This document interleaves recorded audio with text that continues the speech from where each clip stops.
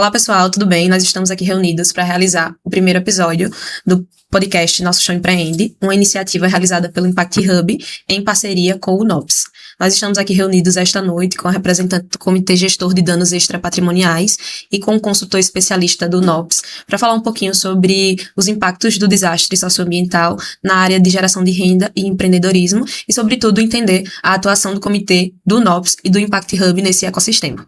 A gente hoje conta com a participação da Thelma, representante do Comitê Gestor de Danos Extrapatrimoniais, e com o Walter, consultor representante do NOPS. Neste momento específico, a gente vai conversar com vocês a respeito de como se situa a participação do comitê e do NOPS na gestão desse grande programa, que é o Nosso Chão, Nossa História. E eu vou iniciar aqui trazendo para vocês a Thelma. Gostaria muito de agradecer a participação, pedir que ela se apresentasse e, dentro desse contexto de apresentação, também contasse um pouquinho sobre a trajetória do comitê, como que o comitê foi criado, como é que funciona a estrutura do comitê e qual é o papel do comitê na execução do programa. Seja muito bem-vinda, Thelma, fica à vontade. Obrigada. Eu sou Thelma Guimarães, estou atualmente como vice-presidente do Comitê Gestor e, historicamente, o comitê foi criado a partir de voluntários, que são pessoas da sociedade civil e instituições que trabalham de maneira ordenada para que a gente possa pensar, indicar e estruturar os projetos que irão trabalhar a reparação. Como o comitê não tem CNPJ, a gente precisava, nessa estrutura, buscar parceiros, né? Porque o comitê é uma entidade que ela trabalha na governança do recurso, mas nós não tínhamos a condição de fazer a operação dessas estruturas de projeto.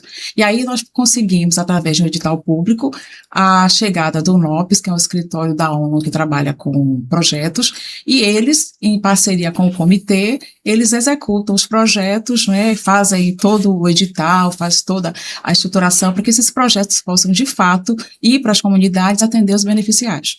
O importante é que o comitê hoje ele tem uma composição de 17 pessoas, né, entre seus titulares e suplentes, e a gente tem representação de instituições públicas, privadas e da sociedade civil.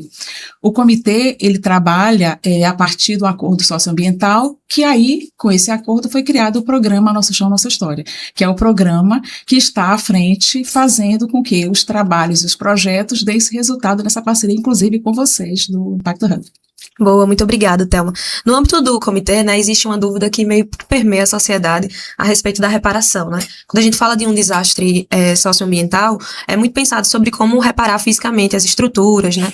Como reparar socioeconomicamente as pessoas, mas como o próprio nome já diz, o Comitê Gestor de Danos Extrapatrimoniais tem um grande objetivo de fazer uma reparação extrapatrimonial, né? E a ideia de reparação, ela está sempre muito associada exclusivamente a essa reparação financeira. Então, como podemos compreender na prática o conceito de reparação extrapatrimonial? É importante a pergunta porque as pessoas confundem muito o que é danos patrimoniais e extrapatrimoniais.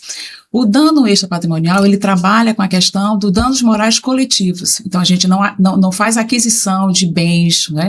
A gente não tem como estar trazendo esse recurso para estar construindo casas de forma nenhuma. Todo o recurso do extrapatrimonial é o resgate da identidade, da memória daquelas pessoas que sofreram com o desastre. E vale ressaltar que é o único desastre em curso, né, no mundo e que a gente tem o cuidado de mostrar que o extrapatrimonial ele trabalha tanto a questão cultural quanto a questão psicológica, a questão do meio ambiente e trazendo a oportunidade de projetos que vão dar a dignidade dessas pessoas. A gente sabe que reparar é bem complexo, a gente não vai reparar a dor da destruição de uma história de um povo, mas a gente acolhe a partir de projetos que são socialmente responsáveis. Então, a importância de entender, de separar, porque às vezes a pessoa diz, mas eu posso, por que vocês não fazem um projeto para construir uma quadra, né? Então, não é por aí.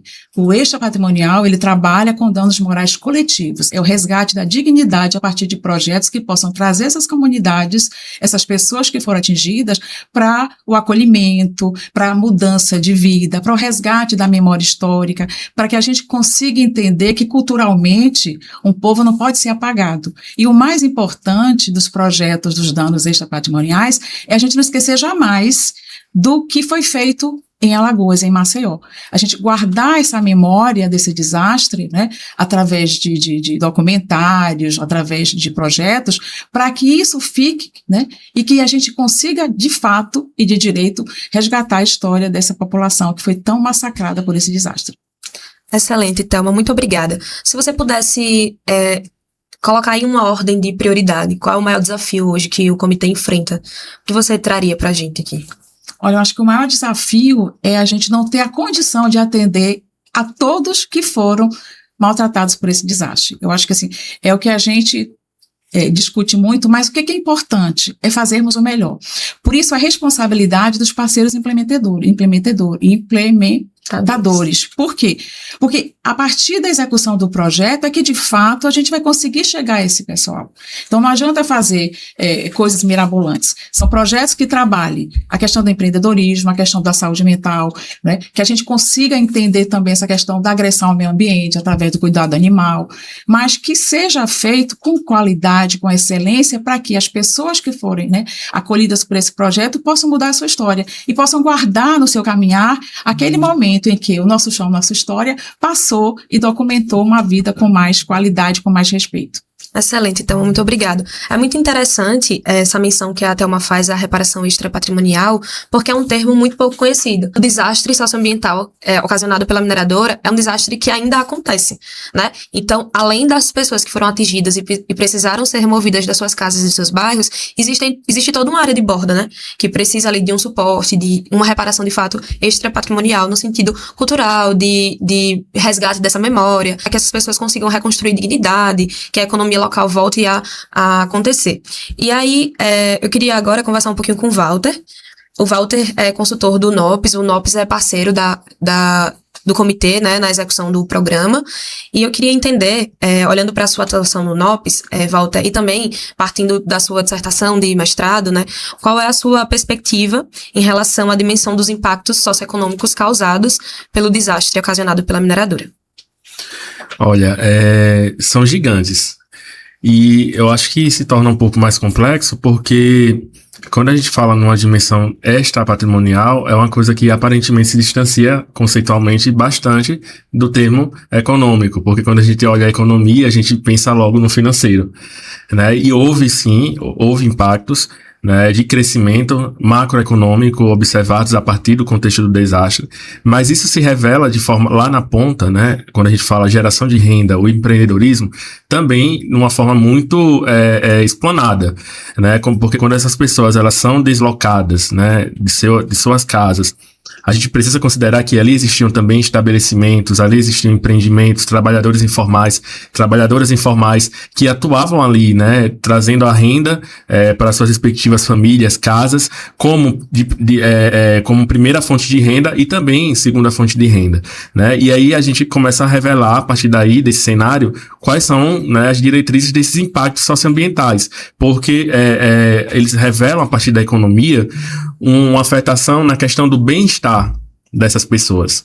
E essas pessoas, quando elas não têm essa segurança financeira, essa segurança econômica, e isso nos revela, né, a importância de projetos que são aí destinados à questão da reparação dos danos extrapatrimoniais. Né? Então, veja, a gente pode olhar de maneira macroeconômica, sim, mas se a gente fosse aprofundar, lá no fundo, o que nos revela são, né, afetações direcionadas a esse bem-estar dessas pessoas, a essa segurança econômica, a essa segurança financeira, e isso das diversas fontes de renda, das diversas fontes e atividades econômicas, seja por meio do empreendedorismo, seja por meio de uma atividade produtiva, e isso acaba também ocasionando um efeito reverberando de forma escalonada, né? Então, a gente tira ali, como no caso do desastre, impacta ali a atuação, né, produtiva de várias unidades, né, seja isso no empreendedorismo, seja isso nas atividades econômicas, e isso vai ocasionando o quê? Perdas de emprego, né, desocupação.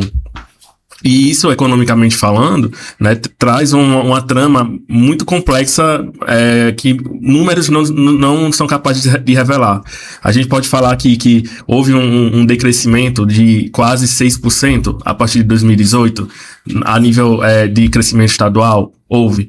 Mas quando a gente vai conversar com essas pessoas, conversar com esses empreendedores, conversar com essas famílias, com aqueles que foram deslocados, com aqueles que deixaram de conviver, né, com pessoas que exerciam ali as suas atividades laborais por meio do empreendimento, a gente vê que é algo muito mais complexo, como a Thelma foi trazendo. Não é somente a questão material. é também, né, revelado ali a complexidade das relações, do afeto, da memória, né, de toda essa simbologia que existe por trás de uma relação econômica, nessa relação de confiança. Nós estamos falando aí de majoritariamente, né, empreendimentos de base comunitária, que não existe ali uma formalidade, mas que existe uma coisa que é muito importante dentro de uma relação econômica, que é a confiança. Pessoas que moravam ali nos bairros que foram afetados e que conheciam ali aquele empreendedor e tinham uma relação de confiança, de deixar ali fiado, de deixar ali no caderninho. E isso nos revela essa confiança, essa relação que vai reverberar aí na questão da saúde mental, que vai reverberar na questão do bem-estar dessas pessoas. Então, nada é só material, né? E aí eu acho que olhar para esse desastre, né? Olhar para os impactos econômicos, para os impactos socioambientais, não podem estar desassociados de olhar também para essas questões, né, de toda a simbologia, de toda a memória, de tudo aquilo que foi rompido a partir desse rompimento dessa rede, dessa cadeia, né, que existe ali numa relação econômica entre quem vende, entre quem compra, em quem confia, em quem é confiado e por aí vai, né? Então são esses as consequências que eu diria assim, a primeiro ponto. Boa, excelente, Walter. Acho que na sua fala permeou muito o termo ruptura das relações econômicas locais ali, né? Esse relacionamento que era construído entre os empreendedores locais e que foram forçados a serem rompidos, né? E aí, quando você vai reconstruir a sua trajetória econômica em outro lugar, você precisa recuperar essa confiança, né? No bairro novo que você vai morar, em outros locais, e precisa até, às vezes, se reinventar, porque às vezes o produto que você vendia, ele fazia sentido na economia local.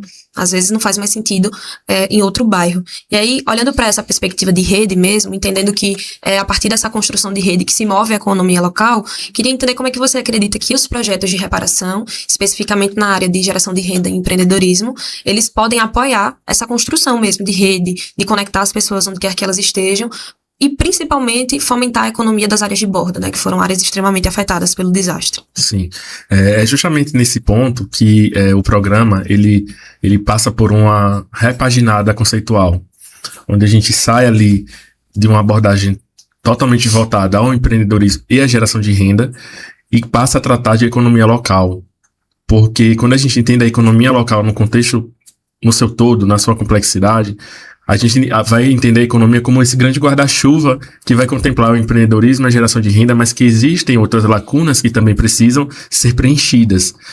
E esses projetos ocorrem para preencher justamente essas lacunas que foram identificadas, né? E inicia-se ali a partir de uma autonomia, que a gente fala ali na teoria, que é o desenvolvimento endógeno, ou seja, aquele que vem de dentro para fora, onde essas pessoas são corresponsáveis pelo desenvolvimento local e, consequentemente, pela economia daquela localidade. Então, essas pessoas como co-participantes desse desenvolvimento, né, é a premissa aí mais importante dos projetos que atuam aí dentro no âmbito do empreendedorismo e da geração de renda. Então, esse desenvolvimento da autonomia. Quando a autonomia é desenvolvida, aí se parte para os pilares mais técnicos. Então, a gente está falando aqui de uma questão de mercado, como você trouxe. Essas pessoas elas precisam se restabelecer nos bairros anfitriões. De que forma? Né? Então, a partir de abordagens conceituais.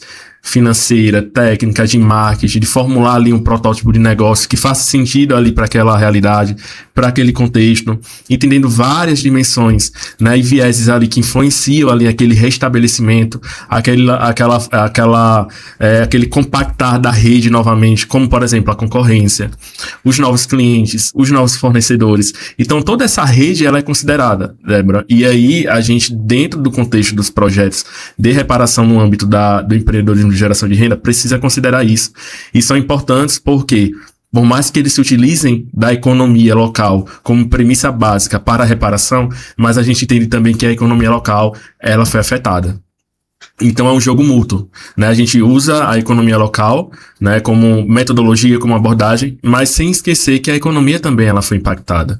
E ocasional e diretamente essas pessoas na sua renda, na sua saúde financeira, na sua segurança financeira. E os projetos eles têm atenção em relação a isso, principalmente, né, de contemplar não só o desenvolvimento técnico dos empreendedores, das empresas, dos trabalhadores, das trabalhadoras informais, mas também o desenvolvimento endógeno, essa autonomia que essas pessoas precisam possuir, né, a partir desses projetos, para que algumas lacunas, algumas premissas básicas sejam preenchidas, como, por exemplo, saúde mental. A gente não pode falar de atitude empreendedora sem que um pré-requisito básico para o bem-estar, né, de uma pessoa, que é a sua saúde mental, em relação à sua dignidade, né? Então aí a autonomia, ela passa a considerar isso, esse convívio com essas pessoas, esse restabelecimento da rede que foi rompida, nessa relação de confiança, nessa relação de comprometimento. Tudo isso é observado e aí a gente começa a adotar aqueles princípios mais técnicos, entendendo também que os mercados, que os negócios, eles precisam ser fortalecidos, robustecidos, né, com todo o critério que a teoria, que as leis e que principalmente o mercado hoje, no contexto atual, visando a inovação, visando os mercados digitais, visando tudo aquilo que comporta as dimensões hoje de mercado, né? Então, também são considerados. Excelente. A sua fala me chamou muita atenção, porque é muito da experiência que a gente coletou na aplicação do projeto Nosso Chão Empreende, né?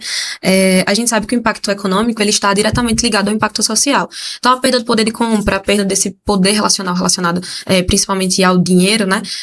Ela impacta diretamente a vida e o cotidiano de diversas pessoas. E principalmente dentro de um contexto de desastre, onde o que foi rompido não foi só a estrutura física e não só a estrutura material, mas também as relações, é preciso, de fato, pensar em como eu consigo reconstruir a autonomia dessas pessoas.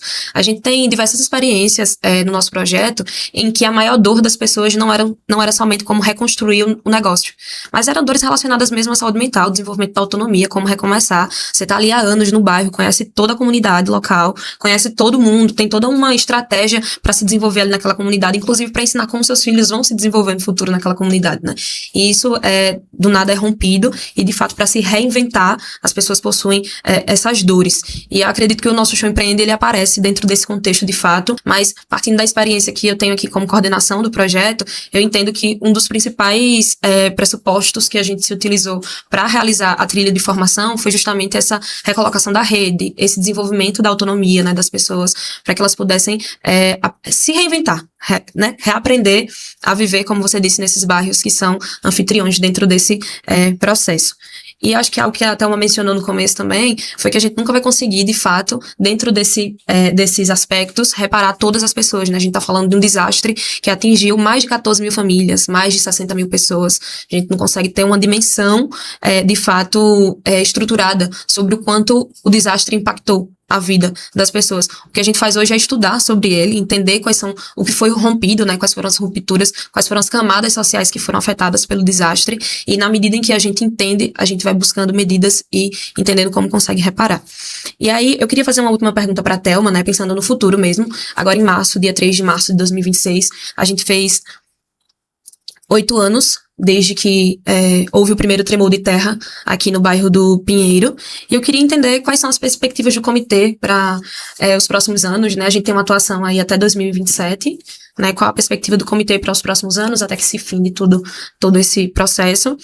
Quais são as expectativas para os próximos editais? O que é que vocês visualizam como importante dentro desse contexto, desse universo mesmo de camadas que foram, da questão social, né, que foram afetadas?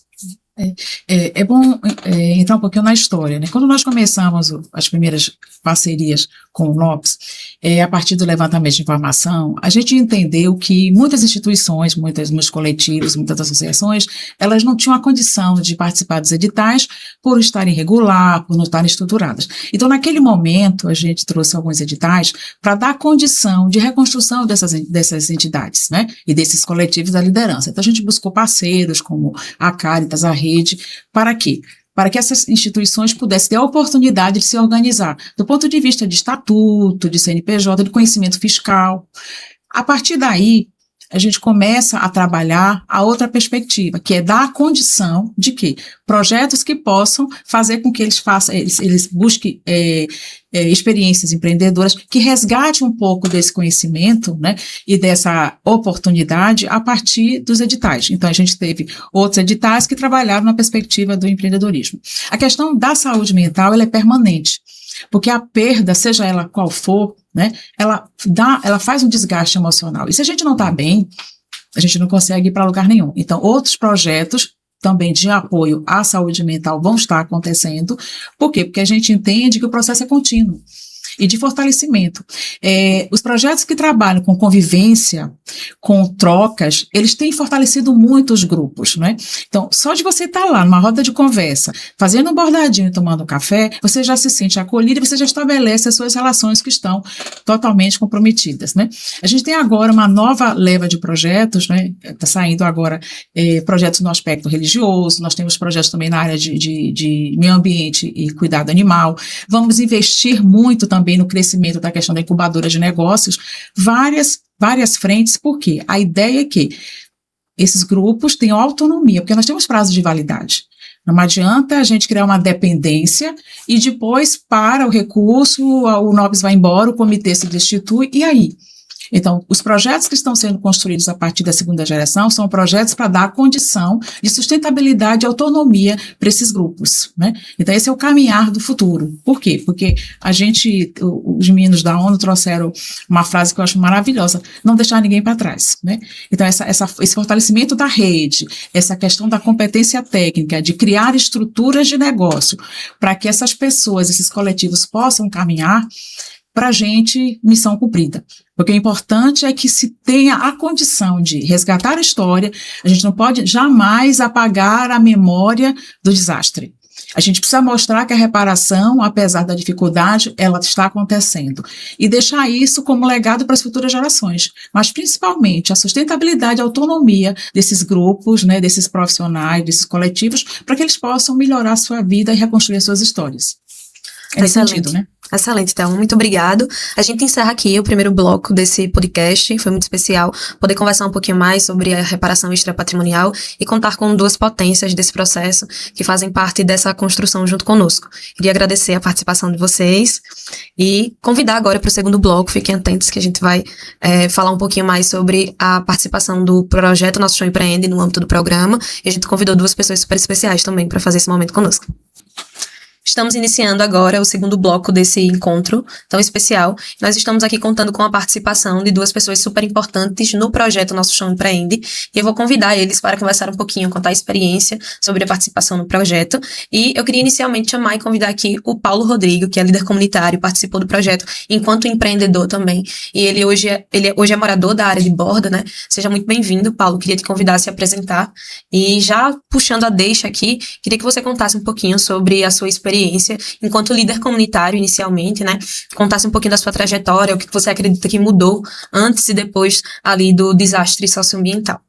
É um prazer, Débora, estar aqui no podcast Nosso Chão Empreende e dizer que foi uma oportunidade única, memorável e muito gratificante, porque ao longo desses meses de aprendizado, a gente conseguiu unir forças, criar uma rede de contatos, uma rede de negócios, de amigos que a gente formou dentro desse projeto.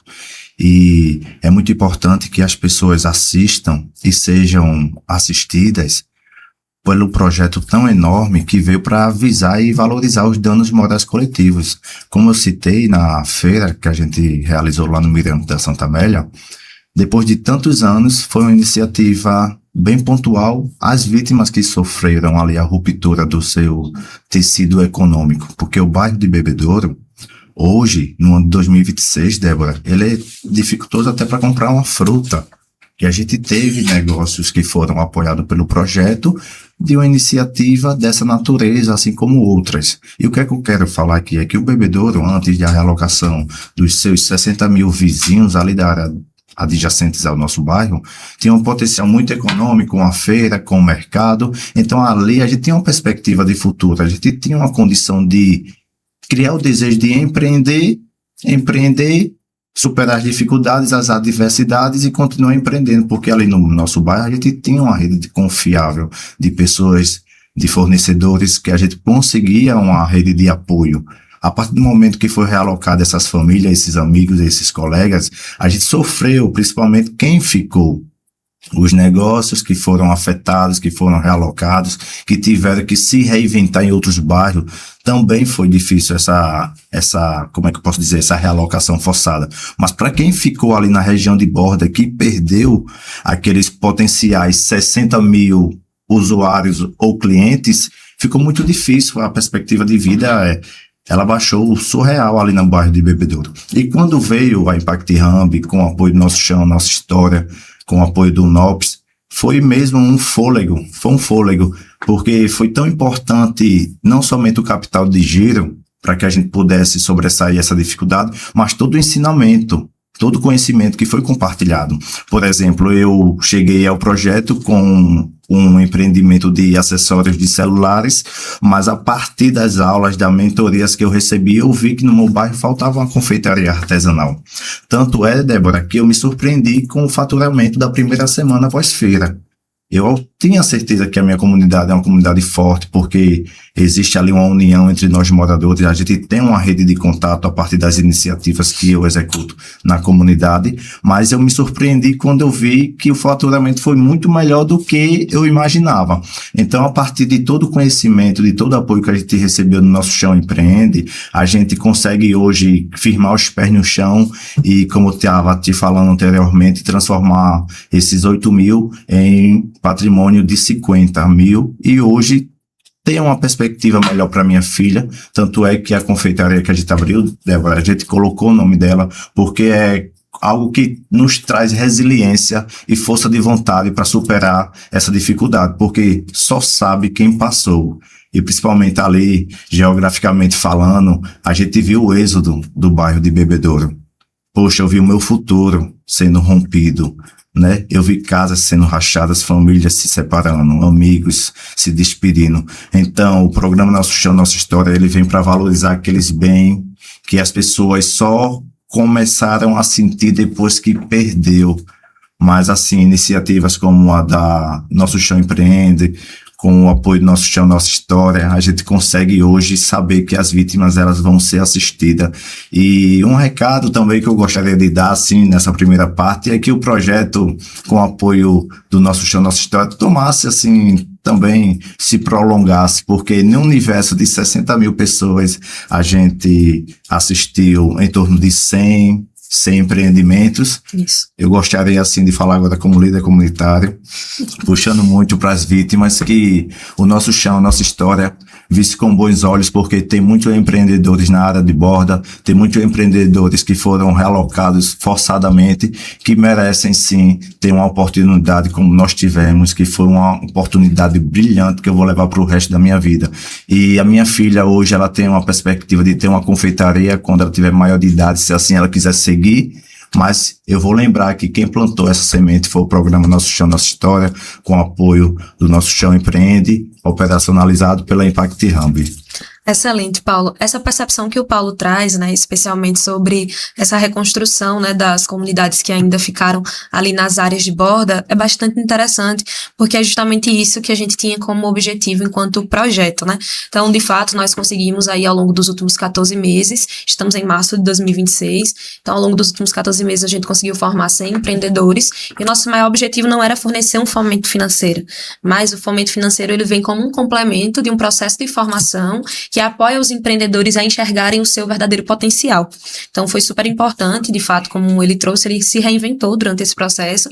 Então, eu queria agradecer. E aí, eu queria fazer uma última pergunta, que eu acho que é voltada mais para o seu viés de liderança comunitária mesmo. Queria entender qual a sua perspectiva ali, local, para a comunidade nos próximos anos, o que é que você tem acompanhado de discussões a respeito ali da comunidade que está na área de borda, né? Quais são as expectativas da comunidade. Sei que você é uma liderança comunitária bastante atuante, então você está ali nesse processo de escuta dos moradores, né, e sempre se comunicando também com os órgãos municipais, com o próprio comitê gestor, né, para entender qual é a atuação dos próximos editais e etc. E aí eu queria entender qual a sua perspectiva, qual a expectativa mesmo dessa comunidade.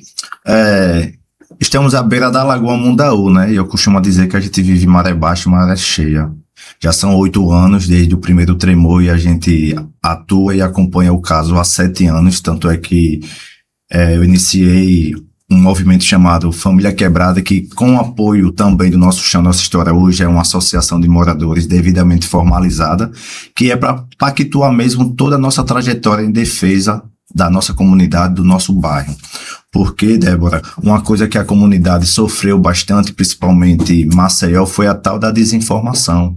As pessoas não sabiam o que estavam acontecendo. Então, tiveram que surgir figuras como eu, a fim de tomar o conhecimento, compartilhar para a comunidade e traduzir isso de uma forma que a comunidade absorva e entenda o que está acontecendo. Porque é muito fácil passar nos telejornais, doutores se comunicando com doutores, mas a comunidade não vai entender. A comunidade não sabia nem o que era subsidência do solo. A gente tinha que se posicionar para defender os direitos da comunidade. E isso vem surtindo muitos bons resultados, porque a gente vem trazendo o conhecimento do programa Nosso Chão, Nossa História para a comunidade vem acreditando. Porque uma das coisas que a gente comentava muito enquanto comitê era que as pessoas equiparavam muito ou comparavam-se muito ações de utilidade pública com ações da empresa e ações do Nosso Chão, Nossa História. Graças a Deus, com a primeira leva de projetos, a confiança das pessoas está quase 100%, porque as pessoas vêm tendo conhecimento do que é o programa Nosso Chão, Nossa História, e eu acredito que a importância desse podcast aqui hoje, Débora, é muito importante, porque eu creio que Thelma veio com falas muito pontuais para que as pessoas consigam também diferenciar o que é o dano material, o que é o dano extrapatrimonial. Então, assim, a comunidade hoje vive um meio ponto de incerteza. Nós temos algumas informações oficiais que a gente tem mais cuidado de compartilhar com a comunidade, porque, como você mesmo citou, existe um processo em curso, né? A tragédia ela está em curso, possa ser que alguma das minas tenha uma movimentação extraordinária e aconteça a realocação dali de algumas regiões de borda, como já surgem em outras regiões ali, que são outras ações civis públicas. E isso aí é um universo de informações que a comunidade, Débora, ela tem que absorver, entender e controlar as emoções. Quão difícil foi para mim, enquanto liderança comunitária, conversar com senhoras de 70, 80 anos, depois de elas assistirem no Jornal Nacional que o tamanho da mina 18 era equivalente a 3 Maracanãs, tendo que a nossa comunidade teve uma vista exuberante de todo o processo de realocação. A gente viu o colapso da mina 18, a gente viu a favela do Mutange deixar de existir, a gente viu as famílias dos flechais sendo realocadas e por quase meio metro a nossa comunidade também iria ser realocada. Existem alguns fatores que, tecnicamente, a gente não tem total conhecimento dos fatos, mas existe o meio, o início e o fim. Hoje a gente trata de um processo que está em andamento, que é um processo de requalificação do bairro de Bebedouro, mas sim defendendo e respeitando a opinião de cada um. Tem aquelas pessoas hoje que, de tão tristes que estão do que aconteceu, desejam sair, se reinventar em outro local, mas também tem aquelas pessoas resilientes que permanecem na área e que têm o desejo de ver a área requalificada. A gente, enquanto instituição, enquanto liderança comunitária, a gente tem que saber se posicionar nisso, porque existe o fator do programa Nosso Chão, Nossa História, que vem para mitigar esses danos extrapatrimoniais. Então, dentro desse universo, a gente tem que ser bastante cirúrgico no que diz respeito ao compartilhamento de informação e da criação de perspectiva, porque existe uma diferença no que eu quero, no que eu acho e no que de fato as autoridades estão tratando com o município de Maceió e com a empresa. Excelente, Paulo. Queria agradecer a sua participação aqui e queria nesse momento também, convidar a Camila Tavares, que é pesquisadora, defendeu uma dissertação de mestrado no âmbito dos impactos causados pelo desastre socioambiental, também moradora dos bairros. Eu queria que ela se apresentasse inicialmente, contasse um pouquinho como foi a construção dessa pesquisa e hoje, e logo em seguida ela pudesse trazer também como ela acredita que os impactos da atuação da mineradora em Maceió afetam os pequenos comerciantes, principalmente quando um território é desestruturado dessa forma, Então, organizando aqui minha pergunta. Se apresentar e explicar um pouquinho como foi esse processo que você construiu ao longo da sua pesquisa, explicar, dando evidência e ênfase à sua experiência enquanto moradora dos bairros atingidos, e logo em seguida, como você visualizou nesse processo de construção de pesquisa, os impactos causados especialmente aos empreendedores que moram nessas regiões e que precisaram ser realocados. Então, é um prazer estar aqui, fico muito feliz por estar participando desse podcast. Meu nome é Camila, como já foi dito, eu sou formada em administração e tenho um mestrado em economia, e na minha dissertação de mestrado, nós fizemos uma pesquisa sobre quais os impactos que os empreendedores da região afetada sofreram por ter perdido sua empresa ou por estar em uma região esvaziada. Essa pesquisa foi financiada pela CNPq, feita pela UFAO, e ela visou atender diversos âmbitos, né? Uma pesquisa no âmbito social, ambiental e econômico, que foi onde eu apliquei a minha pesquisa. Nós fizemos entrevistas com 201 empreendedores dos 5 bairros afetados para poder entender quais os impactos que eles sofreram, principalmente no âmbito de rentabilidade, liquidez e endividamento. E nós conseguimos, né, ver que eles se sentiram amplamente afetados, além dos indicadores que nós estávamos pesquisando com ele. Então, assim, um dos principais resultados da pesquisa que nós realizamos, né, é que os impactos foram multifacetados. E sempre que nós estávamos perguntando a respeito do âmbito de liquidez, rentabilidade e endividamento que essas empresas sofreram, sempre vinham outros problemas anexos a esses que nós estávamos pesquisando. Então, assim, como o Walter falou inicialmente, os impactos, eles eram além daquilo que nós estávamos pesquisando. Por isso que a gente sempre fala que o que essa comunidade, o que essa região sofreu foi um impacto multifacetado em diversas áreas, né? Social, de saúde, ambiental, econômica, e que esses empreendedores precisam, sim, de apoio no âmbito do empreendedorismo, no âmbito social e no âmbito econômico, para que eles pudessem, né, reestabelecer os seus negócios e ter uma nova visão de futuro e ter engajamento dentro daqueles negócios, ou que eles perderam, ou que, como o Paulo, né, eles se reestruturaram. E aí, dentro do projeto Nosso Chão Empreende, né, que por meio da Impact Hub, a gente pode ver o quão importante que é que esses empreendedores tenham um apoio, tanto técnico e qualificado, como também um apoio financeiro, para que eles consigam rever, reestudar os seus negócios e que eles possam se reestruturar dentro daquilo, do âmbito local, social e econômico que eles estão no momento. Porque na nossa pesquisa a gente pôde ver que muitos dos negócios eram, por exemplo, negócios familiares, que se romperam, que se separaram, que foram para bairros distintos. Então, por exemplo, o Paulo trabalhava com acessórios de telefone. Com acessórios de celular. Mas hoje, no local que ele está, ele não consegue mais vender esse produto, porque o público que ele tinha para a venda desse produto, ele já não tem mais. E aí o que a gente trabalhou com esse público dentro do Nosso Chão Empreende foi uma requalificação do seu negócio, uma virada de chave, para que eles pudessem ver novos mercados dentro dessa comunidade. E isso a gente viu com outros diversos empreendedores. Por exemplo, tínhamos uma mulher que trabalhava com material de construção no bairro do Bom Parto, e ela se mudou para o bairro do Prado. Ela não conseguiu reestabelecer o negócio lá no bairro do Prado, porque eles têm um comércio completamente diferente, né, do que ela tinha de público dentro do bairro que ela morava. E aí, vendo que ela não podia mais ter esse negócio, né, no bairro do Prado, a gente tentou mostrar para ela outras formas de requalificar o negócio dela e de trazer outras perspectivas de negócio para que ela pudesse estar trabalhando dentro do projeto. E aí ela já trabalhava, né, com acessórios, e ela viu uma oportunidade de, além de se curar psicologicamente por meio da terapia e da confecção de produtos manuais, artesanais e bijuterias, dela tá negociando esse novo produto, né? Então, assim, requalificações e pontos de viradas como esse a gente viu diversos, mas também tiveram muitos empreendedores que continuaram seus negócios e que usaram o subsídio pago pelo projeto para poder alavancar suas vendas por meio do marketing, por meio da rede social, e essa ajuda foi de extrema importância para que esses empreendedores, eles pudessem startar novamente, para ter um novo fôlego, para poder vender, para poder divulgar, e assim, foi muito gratificante, né, acompanhar todo esse processo de formação, que é muito importante, para além do valor do subsídio, para que eles pudessem, de fato, vender os seus produtos, negociar os seus produtos de forma qualificada e voltar para o mercado, né, trazendo qualidade nesses produtos, trazendo um novo ânimo mesmo para o negócio, para que eles conseguissem se restabelecer de forma concisa, né, de forma adequada. Excelente. Acho que você foi bem pontual, principalmente em relação à sua pesquisa e sobre a sua experiência. A Camila participou conosco, enquanto Impact Hub, da execução do projeto Nosso Chão Empreende.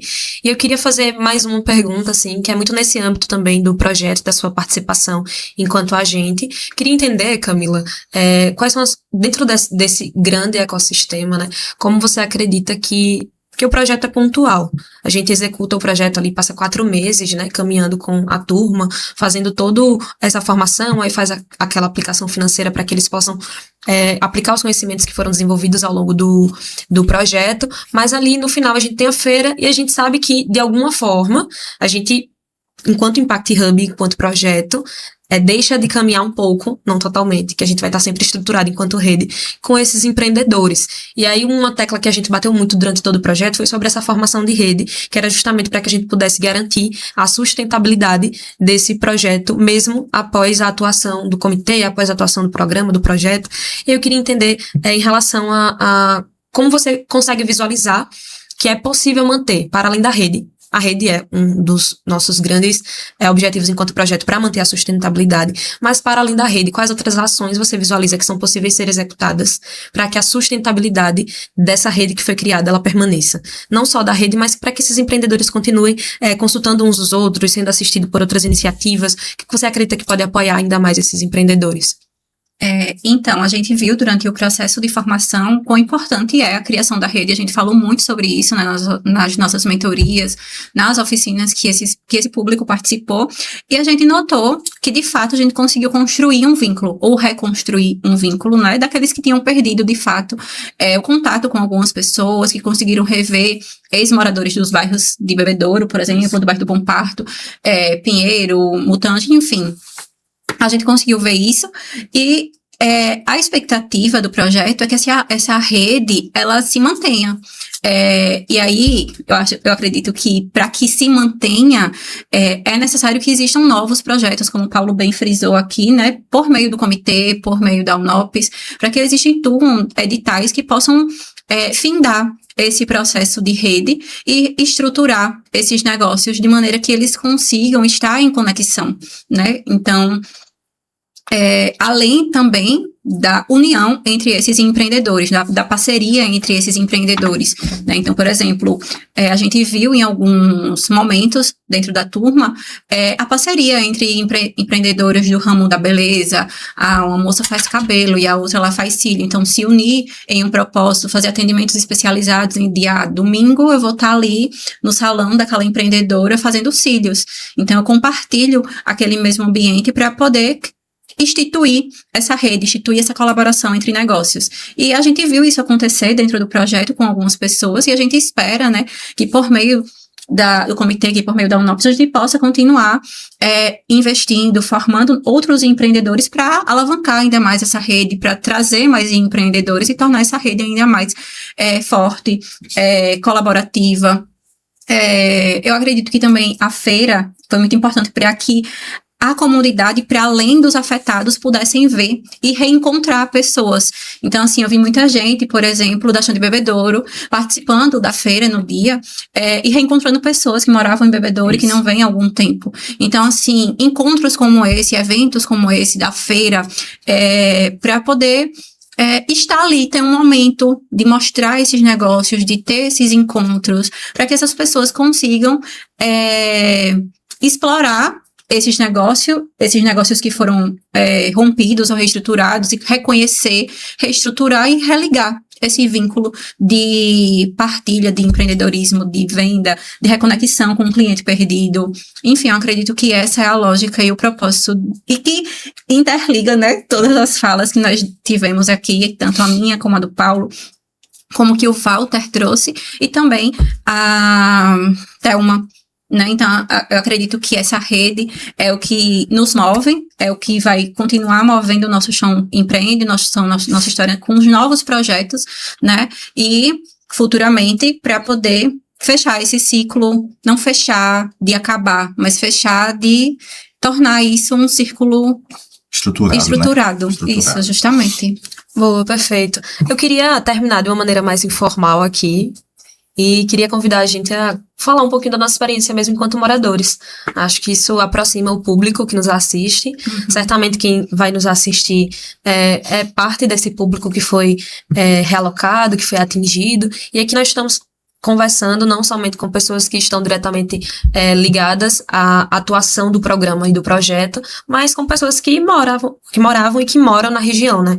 Então, eu, enquanto coordenação, morei por 25 anos no bairro de Bebedouro, a Camila morou em alguns dos bairros afetados, o Paulo ainda mora na região de Borda, né? Camila também.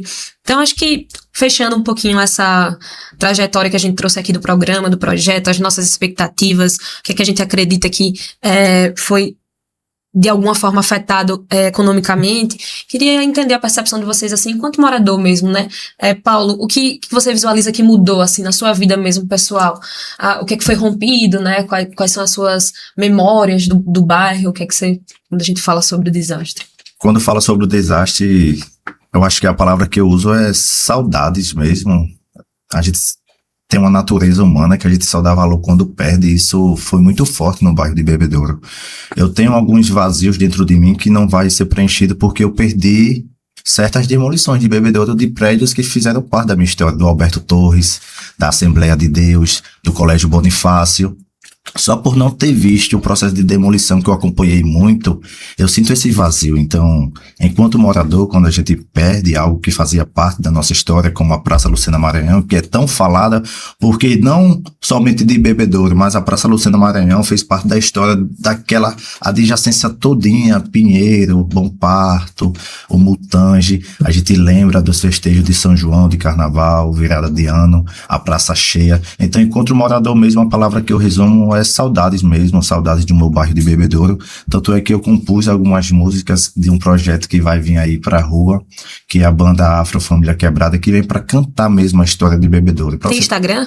A gente vai criar, porque estamos na parte boa. Faça o convite, né? Com certeza, já vou fazer o convite, porque assim, pra vocês terem noção, eu compus uma música somente com frases que estão ou estavam pinchadas nas portas das famílias, que foi um ato muito simbólico das famílias terem pinchado as portas de suas casas naquele momento de realocação forçada, porque muitas pessoas queriam permanecer e aquele suspiro mesmo aquele grito de revolta que eles tiveram foi à base de uma lata de spray, deixando ali algumas frases nos muros ou dentro das casas que eles tiveram que deixar. Então a gente compôs algumas músicas para cantar a história de Bebedouro, e o resumo mesmo é saudades do meu bairro de Bebedouro. É isso.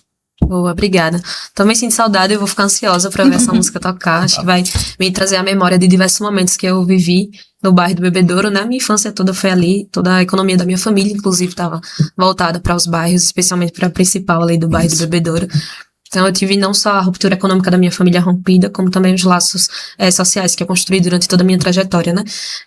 E para além dos laços sociais construídos com a comunidade, com a minha família, que residia todas na mesma rua. Então, foi extremamente doloroso, um processo bem desafiador. Só uma observação.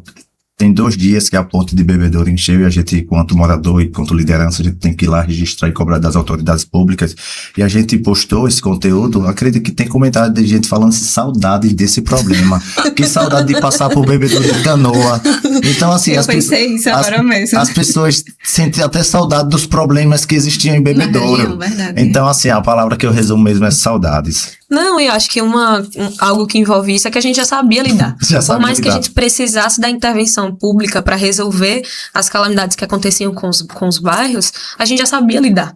E aí até isso as pessoas precisaram nos novos bairros aprenderem a lidar com os problemas daquela comunidade que eles estão inseridos, né? Isso.